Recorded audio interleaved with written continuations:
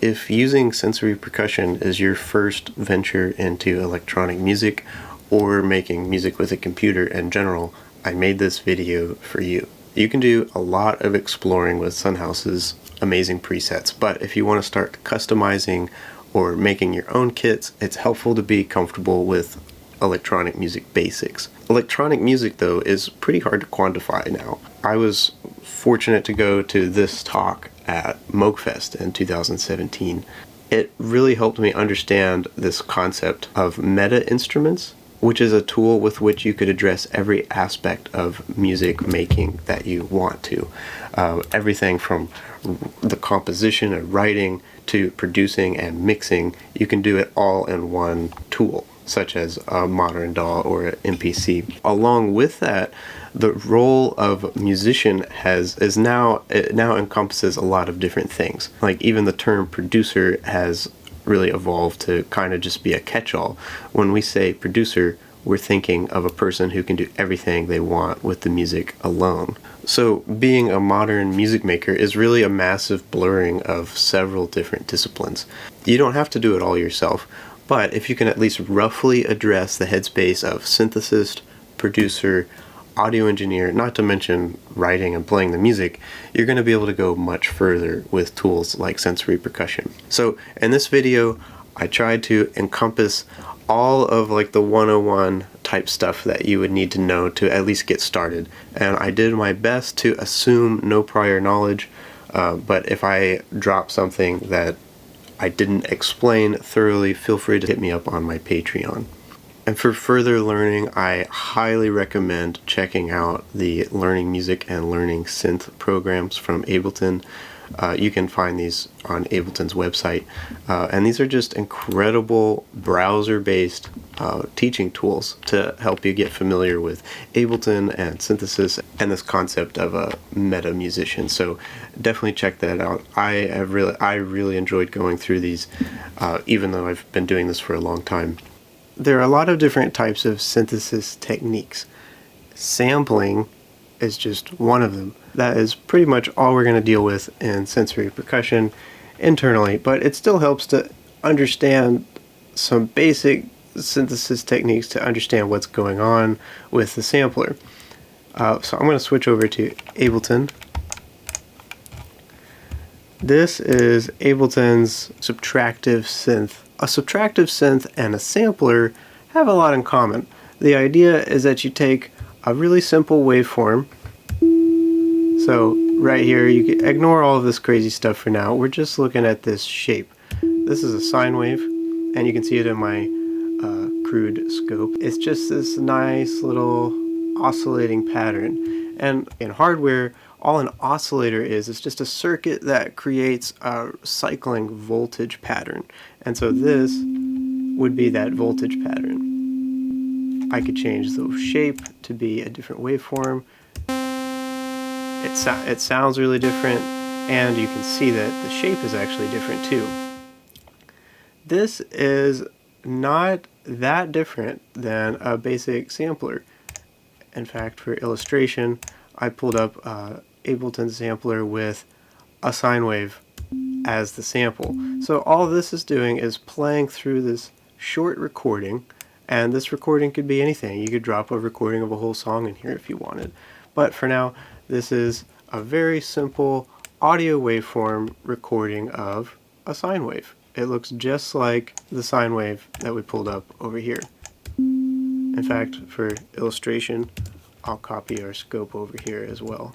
And we can see that it indeed does look pretty much the same. One difference between a sampler and an oscillator and a subtractive synth, again the oscillator just being the part that is generating this waveform, is that oftentimes samplers will only play through the recording one time. And this is what's known as a one-shot. This sampler has a one-shot mode where if I just hit a key and let go, it's just going to play through the whole waveform. I could make this similar to an oscillator by looping this recording. And if I shorten the recording, all of a sudden now we have a nice sustained waveform. That doesn't sound different at all from this. In order to change the pitch that we're hearing, we're going to play the sample at a different speed. You might be familiar with the concept of tuning an A to 440, which you can see. This is I'm playing an A on my keyboard down here. That means that this waveform that we're seeing here is cycling through the entire pattern 440 times a second. If I wanted to tune this down, maybe an octave lower, playing the same note, we have a different A, and we can see the recording is being played back at half the speed.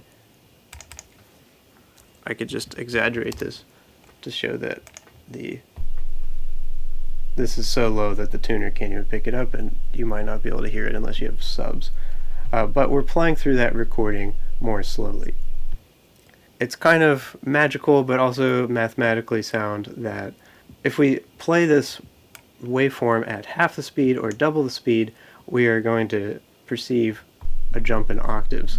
We can illustrate the same thing over here with analog. If I change the octave of this oscillator, this waveform is going to go through its whole cycle twice as often.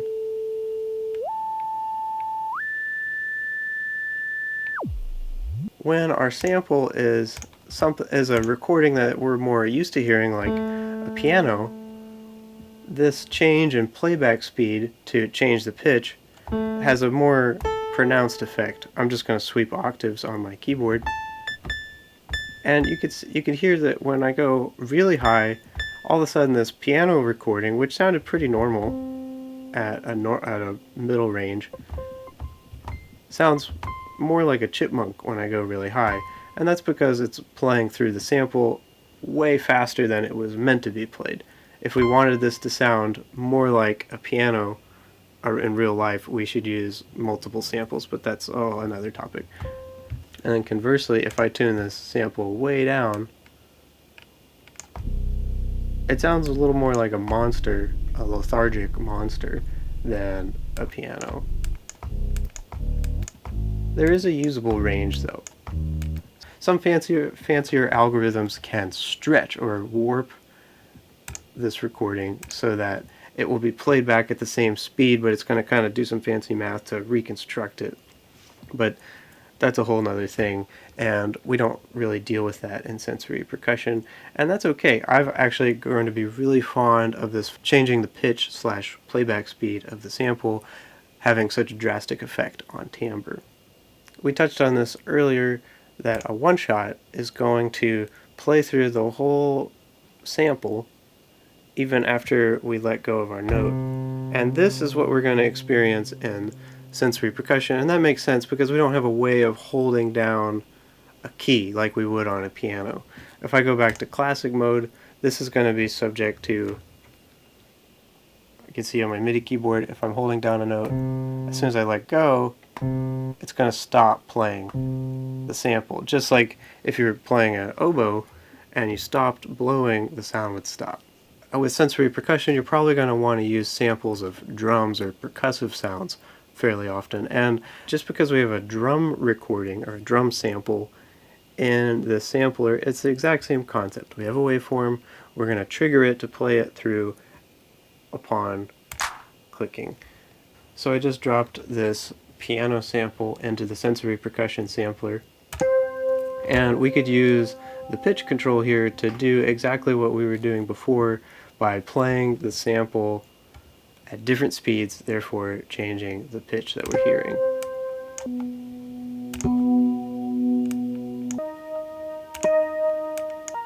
And it is going to change the timbre, but that's cool.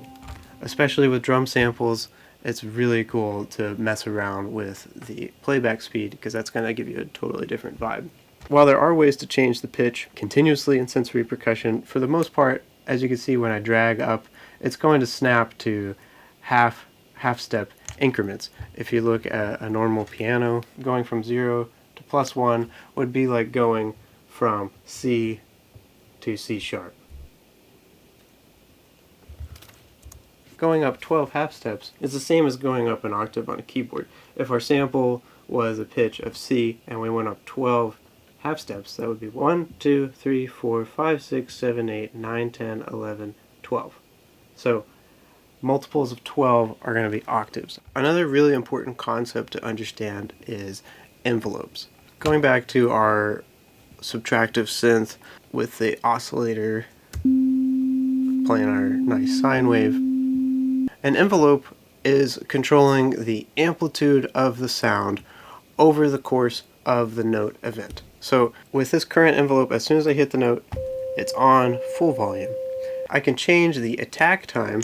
You can see it changing here. I can change the attack time so that instead of just coming on instantaneously, it swells in. That's just a little softer, and I could really exaggerate it.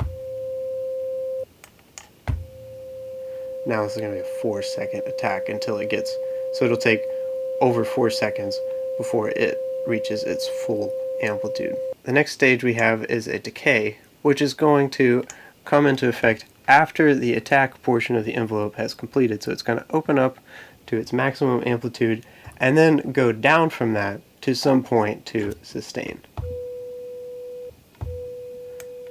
So if I make the sustain pretty low, you can hear the attack of the note like kind of swells in and then quickly swells back to a pretty quiet level, and we can see that reflected in the amplitude of the scope.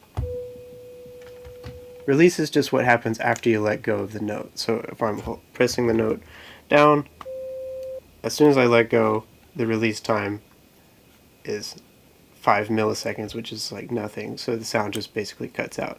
I could add release time to it, so when I let go of the note, it fades out more gradually, and I could definitely exaggerate this. This will be a 6-second release.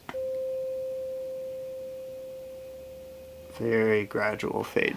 Okay, so those are the 4 components of an envelope. You have an attack, which is a time that the amplitude swells up to its maximum.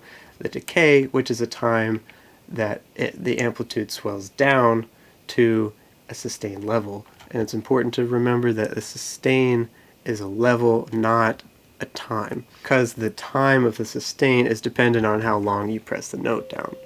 And then we have a release, which is the amount of time that after you let go of the note, the amplitude swells down to nothing. Having a relatively quick attack that also somewhat quickly decays to a low sustain value is going to make a sound more percussive. If you look at a recording of a drum hit, it's going to look like this, where it has a pretty sharp transient at the beginning, and then it has just a little bit. In this case, I took the sustain all the way down. It has just a quick decay, and then we're out. So in sensory percussion, we also have an envelope. Envelopes aren't absolutely necessary to use when you're using a sample that already has like a musical envelope or contour of its own. Like with this resonant tom, we can see that it has a nice instantaneous attack. We could zoom in on the front to see it. Just like spikes right up. And then because it's ringy, it actually decays pretty slowly. And if we're thinking ADSR, attack, decay, sustain, release, with a drum, there's really no sustain. So it's as if on the MIDI keyboard we just hit the note and let go immediately and it went to its release portion. And then it has a very long release. In the sensory percussion sampler, we have a bit of a modified envelope here. That makes more sense when you're mostly dealing with drum samples.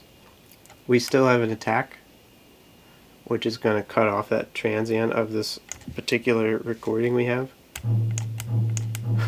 Sounds pretty interesting. And you can see the shape of the envelope reflected in the yellow. And instead of release, we have hold, which is very similar. So the start control is going to change where we start the playback of the sample. So this would effectively cut off the transient. And because we don't have any attack, it's going to be this fairly unnatural, just all of a sudden the tom is ringing sound, which could be really fun. So we can control the start time, and we can also control the length, which I guess is sort of like the sustain in a normal envelope, or how long you're holding the key down. And again, we're triggering this from a drum, so the length control is going to be pretty important.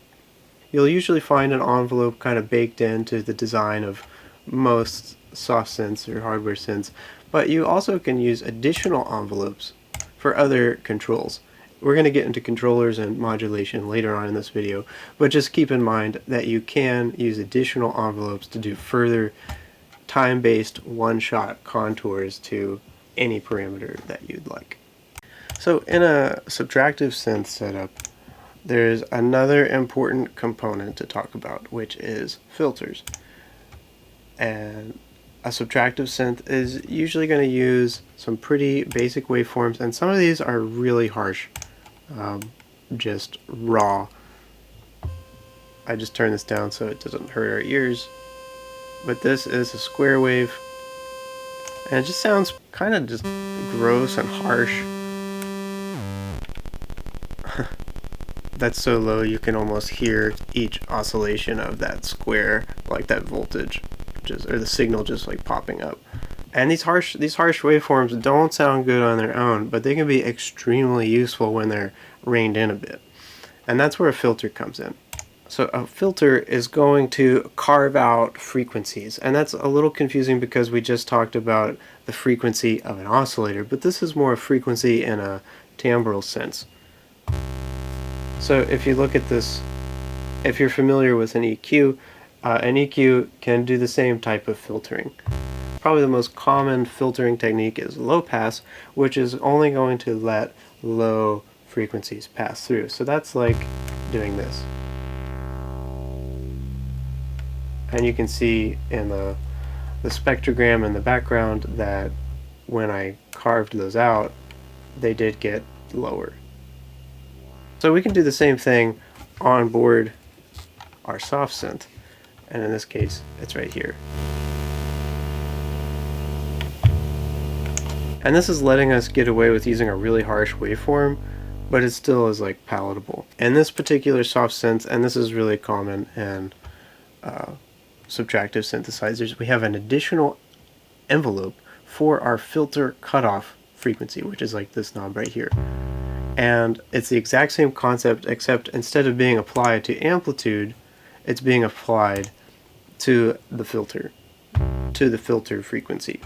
In the case of a low pass, we could use this to shape the brightness of the sound over time. So maybe we want the sound to be bright on the attack, but then get dull over time, and then sustain at a palatable place. So that could be something like this. And I believe we have to add envelope modulation here.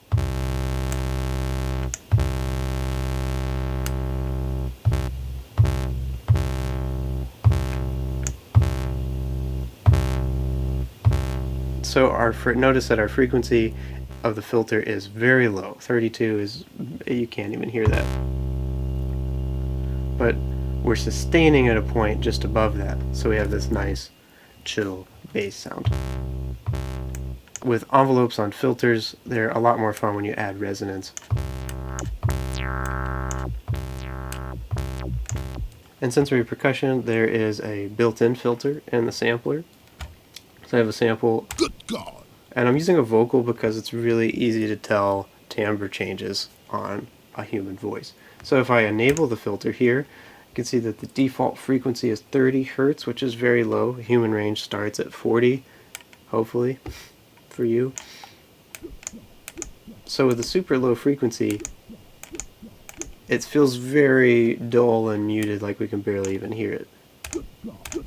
You can use this filter to do some subtle or not so subtle carving if your initial sample material is not working for some reason, or you just want to change it somehow. You also have a Q setting here, which in that case makes it sound almost like lo-fi. It's kind of cool. And then this filter can also be switched from low pass to high pass. And a high pass, going back to Ableton, that is basically the exact opposite, where we're sweeping out the low frequencies so that only the high frequencies pass through.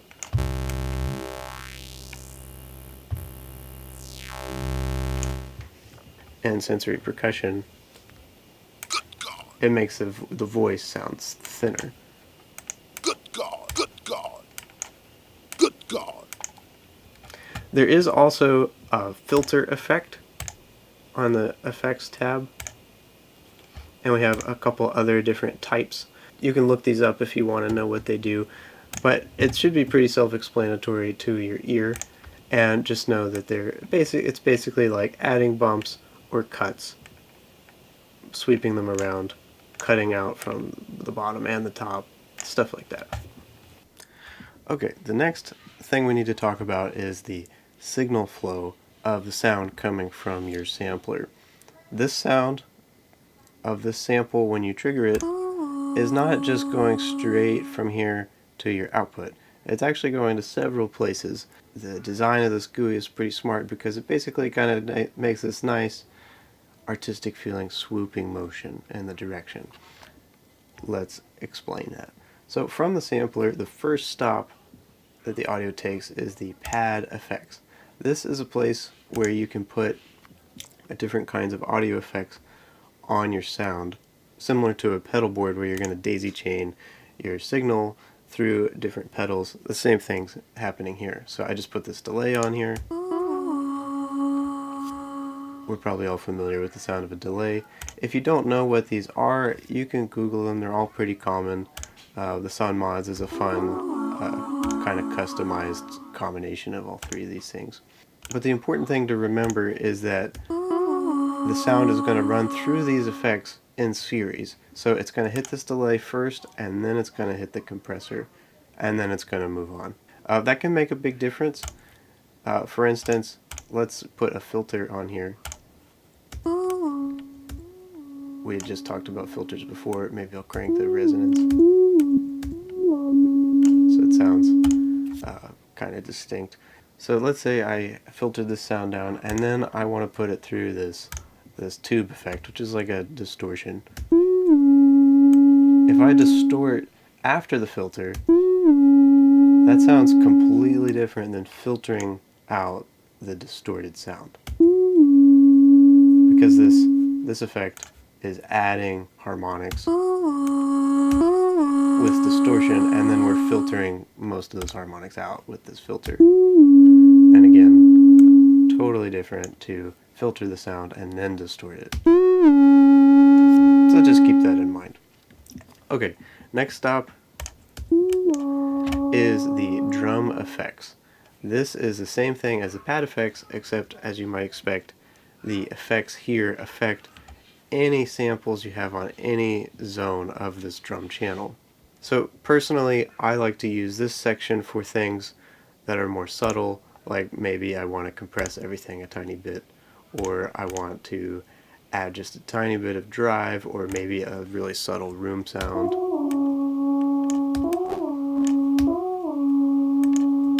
Something like that. But again, the sound is going to hit the sampler first, then this pad effects section, whatever you have in here in series, then whatever you have on your drum effects in series. And then after all of those effects, then we're going to hit the mixer, and that's this section down here. Each drum channel has its own set of controls. When I trigger the sound, you can see the sound showing up in this meter. You can adjust the volume here. Just a nice general rule of thumb is that your sound should be hitting somewhere between here and here-ish or so. And if you're getting things that are too quiet, as if I just really turn it down here, you might have problems later on trying to gain stage everything and getting everything to sound balanced. And conversely, if it's too loud, I'll just crank this really quick. Maybe if the clipper has a lot of gain. You can see that the meter turns red when it's too loud. Feel free to distort your sound as much as you want in effects, but personally I would try to make sure that your signal isn't clipping on your meter in the mixer. We can pan the sound to the left and the right. If you have two speakers, you can hear that this is only coming out of the right. It's also reflected in the meter. And then we also can send this signal to two send channels. And what sends are are separate channels that run in parallel to the audio in this drum channel. And that means that unlike the effects that run in series, these are going to be processed totally separately and then mixed in with the original sound later. So all the sound from each of these drum channels and anything going to the sends is all summed together to go into this master output over here. So what are sends for? In sensory percussion, you're probably just going to use sends for effects. And this isn't as redundant as it sounds because effects that run in parallel are completely different than effects that run in series. It's probably best illustrated with a reverb. Make it something kind of exaggerated. Notice that I made this 100% wet because I don't really need any more dry signal because that's already coming from here. So I can control the amount of send here, and check this out. I can just ride the send knob to send the sound into this reverb effect here. The cool thing is that that reverb sound can exist even after I bring the send down.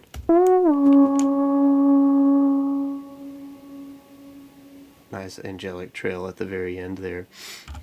And that is a completely different sound than maybe putting that exact same effect on one of the other.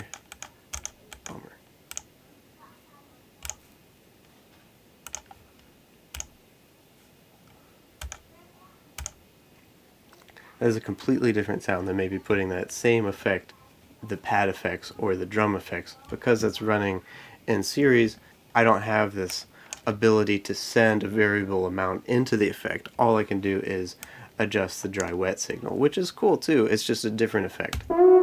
So that's our verbed out sound. So if I only wanted it to go into the reverb sometimes, I would have to do something like this. It's in reverb, but as soon as I go back to dry, we lose the reverb. So again, compare that going back to the send effect.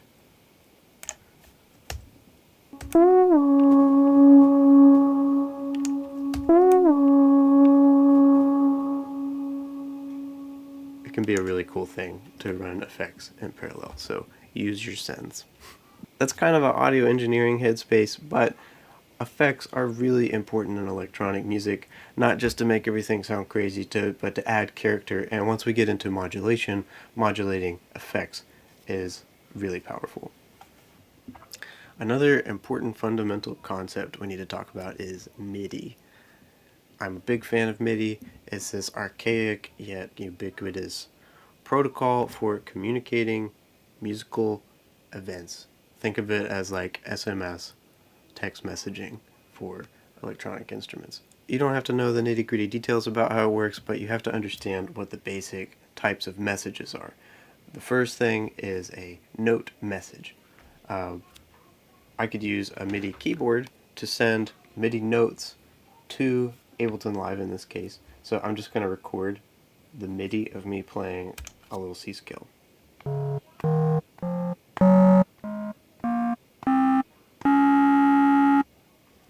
So what I actually recorded was not audio, it was MIDI events, specifically MIDI note events. I can pull up that MIDI clip here and we can see this. This is called a piano roll. It's very common. It's going to be pretty much the same layout in any DAW. And what we see here is these are all the different MIDI notes that the DAW has recorded. A MIDI note contains pitch information, C4 in this case. It contains the note duration, that is how long I held the note down. And you can see I held some of them slightly longer and some of them slightly shorter than others. And then the other piece of important information that this note message contains is the velocity. And in Ableton, that's reflected by the brightness of each region, and we can also see these little lines down here that show you what the velocity value is. Velocity is reflected in values from 1 to 127, and 0 is reserved for note off messages.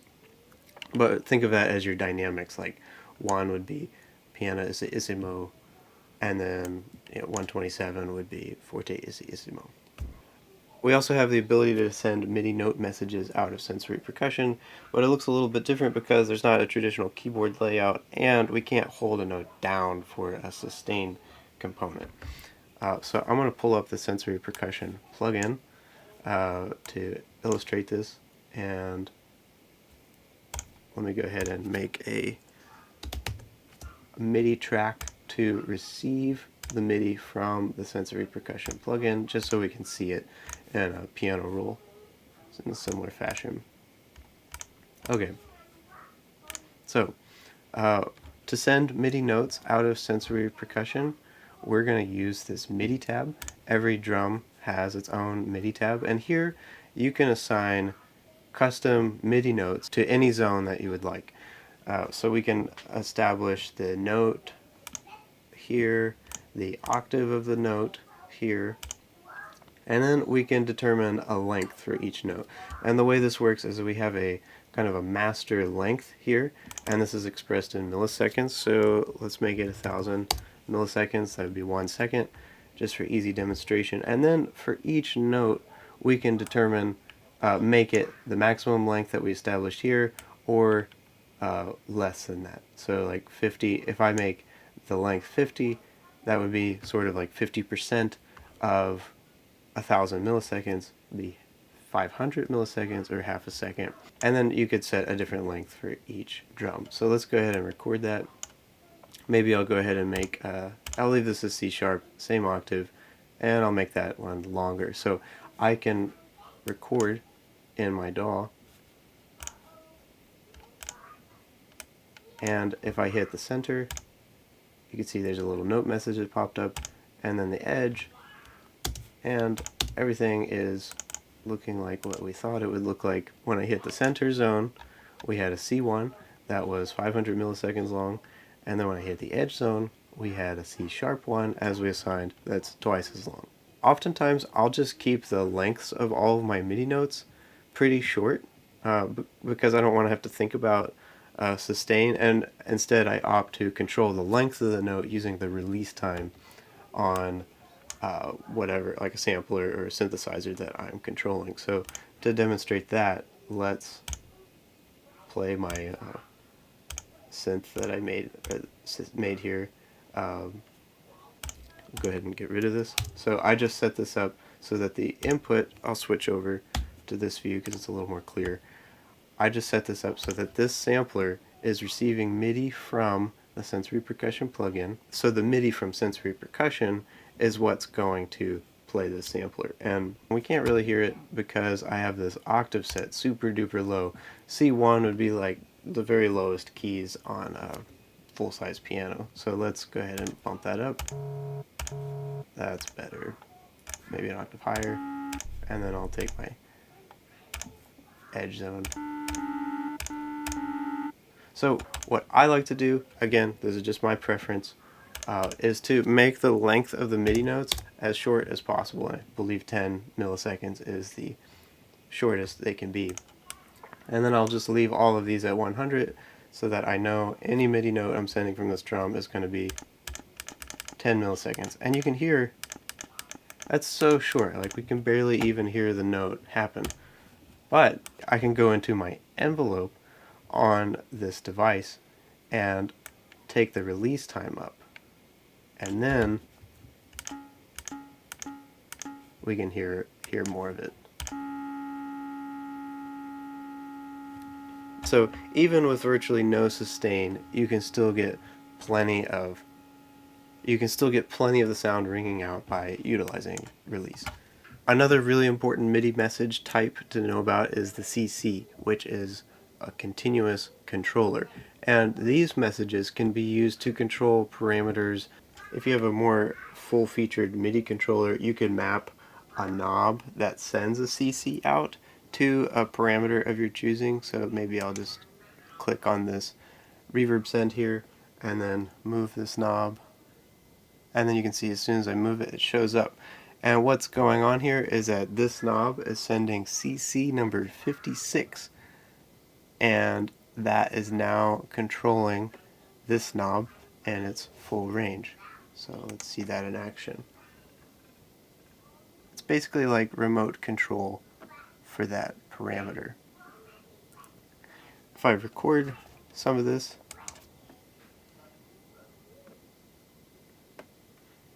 just a quick little sweep, I can go into that recording, look at the envelopes, and then here we see that change was recorded to this knob as I sweep. So this is like representing the value of the knob as I was turning it on the MIDI controller. We saw that this CC was number 56. There are 127 CC numbers available, and a lot of these do have predetermined uses. However, a lot of them depend on the context and may or may not be used. Honestly, a lot of these are not widely used anymore. With sensory percussion, you can for the most part think of all of these CC numbers as like open slots, but it's good to be aware of some of these because you might have unintended side effects depending on what you're hooking it up to. Personally, the only ones that I will run into is the mod wheel, that's CC1, is often baked in somehow for some kind of predefined control, and then sustain, which is CC64. That would be the message that a sustain pedal sends. So you might be controlling CC64 with your knob, and then all of a sudden when you turn it up, all the notes are sustaining. So just keep that in mind. We also have the ability to send CCs from Sensory Percussion, and I'm going to use the plugin just because it hooks up so nicely with Ableton Live. It's also in the MIDI tab, but it's what this open space here is. So I could just create a knob, give it a CC number, let's do something random. So we have CC4 coming out of this CC knob here, and then I'm recording. This track is still receiving MIDI from the Sensory Percussion plugin, so maybe I'll just record a little bit, go in here, move the CC knob. It's controlling CC4 for a little bit of automation, and then we should see, if I go in here, go to my automation, MIDI control, then I can select the CC. I was controlling CC4, which is sometimes used for foot pedal, but I don't think this sampler that I made is going to use the foot pedal, so it's fine. And you can see that the way I move that CC knob is now reflected here in values from 0 to 127. In case you're wanting to use a CC from Sensory Percussion in the plugin specifically to modulate some parameter like we did with the MIDI controller and this send knob in like the MIDI mapping mode, there is one thing to be aware of, which is that you have to send the MIDI from Sensory Percussion into some kind of virtual port for it to be able to show up in MIDI mapping mode. And that's kind of a headache, but there is another way that I've become very fond of, and it's if you have Max for Live. It's a device called Max Api Control Midi Cc. And this is basically a way to intercept a CC and then map it with its own little mechanism here. So the way that this works is that you can turn the input on, select the CC number, we had CC4, and then you can just map it to some parameter that you want to control. Let's map it to, the frequency, that's fun. So this sampler has a filter built in just like the Sensory Percussion sampler.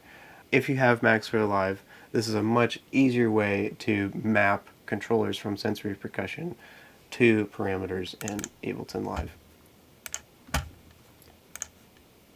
So now we should be able to see, if I can fit all this on the screen, that when I move CC4, we're also controlling this frequency. What do we do with these CCs? It's cool to have like remote control of something, like how we used a tactile knob on our MIDI controller to control this reverb. That's way more fun than just moving the mouse.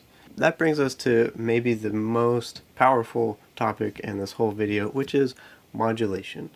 Modulation is literally just controlling something with something else. Whether it's a knob on a MIDI controller that's controlling a parameter remotely, or another very common type of modulation is an LFO, which is just this like autonomous waveform, usually moving fairly slowly, and you can see it reflected here. It's just kind of oscillating back and forth. It literally is an oscillator, it's just very slow. So slow that you usually can't perceive its pitch. I could use an LFO to control CC4, and now this knob is moving on its own, also moving this filter knob on its own. When I'm triggering it over and over again, it has motion to it because an important parameter of the sampler is being modulated with this LFO. I could change the rate here. I could also change the shape of the LFO. These are all very common shapes. You can look them up. LFOs are really powerful because they kind of just run on their own and do their own thing. There are also several types of common modulation that can come from you. I'm going to pull up Wavetable really quick because there's a really nice modulation matrix. This is a very deep modulation matrix because you have 3 envelopes and 2 LFOs baked in. But what I want to focus on is the MIDI modulation that's available to us. If you remember, velocity is a component of a MIDI note message, and we can harness velocity to modulate various parameters. Let's use velocity to modulate this filter frequency. So I'll just add this in here, and then now when I play really soft on the keyboard, we can barely hear it because the filter's so low. But as I play harder, the filter opens up. So if I wanted to rein this in a little bit, I could just lower the amount of modulation here. And this is, notice that I can also take this down so that harder notes would actually bring the filter down, which could be cool. And maybe I'll bring the initial frequency up because this modulation is using the actual parameters value as like the base point. So when I play soft, it's very low key, and as I play harder, the filter opens up. This would also be more exaggerated if I used maybe a brighter waveform. Yeah. So a square wave filtered down sounds pretty mellow, but it brightens up as I play harder. Another common type of MIDI modulation signal that you'll probably run into, it's good to be aware of, is aftertouch. That's what this AT here, and what aftertouch is on a nicer MIDI controller. When you press a key, you can also press into the key further, and you can see that there's an aftertouch signal, which is just like a CC that is, you know, a continuous value that's going up. So maybe we'll use that to control our filter frequency instead. So when I press into the key, it's literally opening the filter. Pretty cool. So in sensory percussion, we don't have the normal keyboard, but we do have controllers. And controllers are probably my very favorite thing about sensory percussion. With this velocity controller pulled up, you can see that it reflects and how hard I play. If I play soft, the velocity value is going to be low. And if I play hard, it goes up. This velocity controller is a source of modulation that we can use. So maybe what I will do is use velocity to modulate the pitch of this sample I have here. So when I play soft, it's going to be super low and sound like a monster. And when I play high, it's going to sound like a chipmunk. There are several different types of controllers available to us in sensory percussion. This envelope might be a little more familiar now. I really like this envelope controller. It does what you would expect it to do. Every time you hit the drum, it will trigger this envelope and use that to do some modulation. So let's put it on that pitch again. And my favorite thing about this envelope is that it's going to scale with your velocity. So let's say I did something weird, like just had it start low and go high and stay high, and it's controlling the pitch. So if I play soft, So if I play softly, it's only going to go up a few steps. But as I play harder, that envelope is going to get bigger and it's going to hit more of the range that we established. We can also use controllers to send Midi CCs out of Sensory Percussion. Then all of a sudden this Midi CC feature makes a whole lot more sense. So let's just use velocity to modulate that CC parameter we just created. So now we should see that, and I'm going to kill the sample that we have in here just because we're going to deal with the MIDI right now. I wanted to use wavetable for this because I wanted to point out that this MIDI modulation tab actually makes a lot of modulation much easier for us. I could even get rid of this, and we don't even necessarily need the CC from Sensory Percussion to control velocity, because we actually have velocity built in here, as we did with the MIDI controller before. And this is now our MIDI controller, and it has velocity coming out of it as well. So using velocity to modulate the oscillator position. Very cool. We can also take it a step further and utilize, kind of creatively misuse this modulation, which if you recall was CC1. So maybe what I'll do is use another type of controller from Sensory Percussion. We'll get rid of this. Add a speed controller. I love the speed controller. Do something like this so that it pretty much stays low except for when I play really fast, like doing a buzz.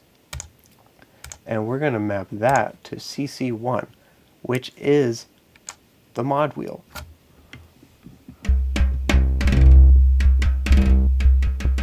So it's not going to do anything until I do a buzz, and then that CC is going to go high. And now over in wavetable, we should see this modulation. I'm going to get rid of that. Maybe we'll use the modulation to control the frequency again of the filter.